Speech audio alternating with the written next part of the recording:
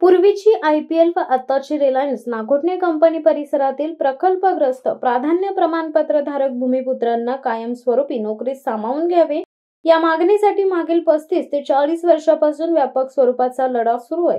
Reliance Nagothane कंपनीने प्रकल्प प्रमाणपत्र धारकांना कायमस्वरूपी नोकरीत सामावून घ्या अन्यथा आमच्या जमिनी परत कराव्यात असा एल्गार करीत आझाद मैदानावर दिनांक 11 जून 2025 पासून स्थानिक प्रकल्पग्रस्तांचे पुन्हा बेमुदत आमरण उपोषण होणार असल्याचा इशारा राज्याचे मुख्यमंत्री देवेंद्र फडणवीस यांना निवेदनाद्वारे दिलाय।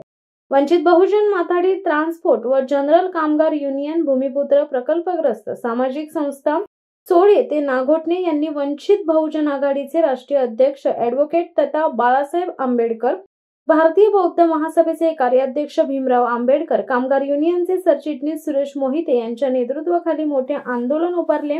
रिलायन्स नागोठणे कंपनीने कायमस्वरूपी नोकरीत सामावून घ्यावे अन्यथा आमच्या जमिनी परत कराव्यात तसेच नव्याने निर्माण होणाऱ्या प्रकल्पासाठी होणारा मातीच्या भरावाने आंबा नदीलगत असलेल्या शेत जमिनी व गावातील घरांना महापुराचा धोका ओढवणार आहे।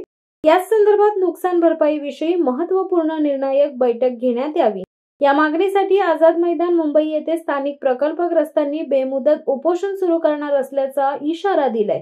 आता आरपारची लढाई असून या लढ्यात आपला पाठिंबा दर्शवून आंदोलन अधिक बळकट करण्यासाठी जास्तीत जास्त प्रकल्पग्रस्त स्थानिक शेतकरी भूमिपुत्र यांनी बहुसंख्येने आझाद मैदानावर उपस्थित राहावे असे आवाहन भूमिपुत्र प्रकल्पग्रस्त सामाजिक संस्था चोळे ते नागोठणेचे अध्यक्ष गंगाराम मिनमिने, सचिव राकेश चौके, उपाध्यक्ष रोशन जांभेकर, उपाध्यक्ष पुष्पा भोईर यांनी केले। मी सुरेश महादेव कोकाटे बोलते।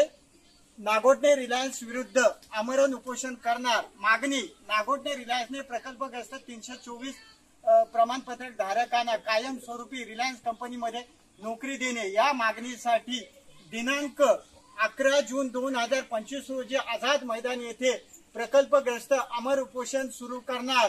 तसेच माननीय मुख्यमंत्री महोदय देवेंद्र फडणवीस साहेब यांच्या अध्यक्षतेखाली नागोठणे रिलायन्स सोबत बैठक घेणे, जोपर्यंत बैठक घेत नाही तोपर्यंत आमरण उपोषण आझाद मैदान येथे चालूच राहणार।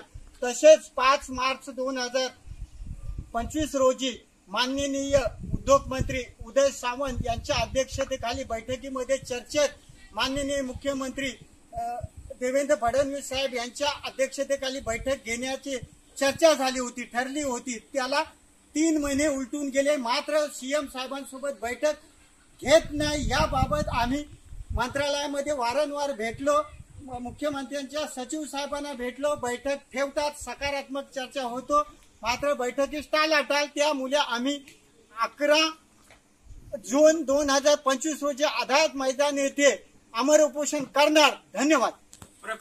नमस्कार, मी रूपा भोईर, वंचित युनियन माथाडी कामगार ट्रान्सपोर्ट व कामगार युनियन रायगड संपर्क प्रमुख।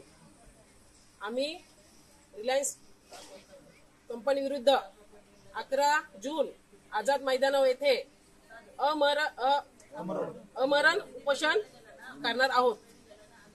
जोपर्यंत आम्हाला कायमस्वरूपी नोकरी मिळत नाही किंवा मीटिंगचा लेटर मिळत नाही तोपर्यंत आम्ही तिथेच राहून उपोषण करून करणार।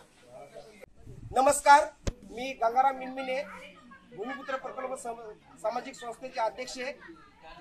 पूर्वीची IPL आताची रिलायन्स नागोठणे कंपनी प्रकल्पग्रस्त प्राधान्य प्रमाणपत्र धारकांचा कायमस्वरूपी नोकरी मिळावी या संदर्भात 5 मार्च 2025 रोजी उद्योग मंत्री माननीय उदय सामंत साहेब यांच्या दालनात मीटिंग झाली।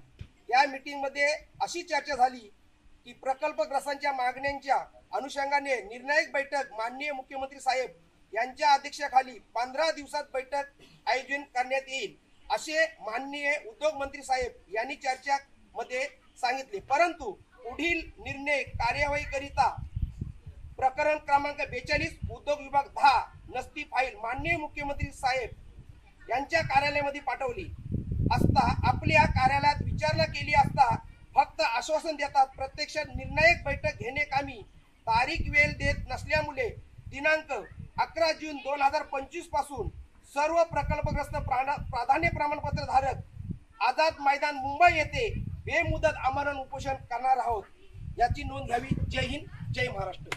प्रकल्प एकजुटीचा प्रकल्प एकजुटीचा जय असो. शिवसत्ता टाइम्स न्यूज ब्युरो पेन.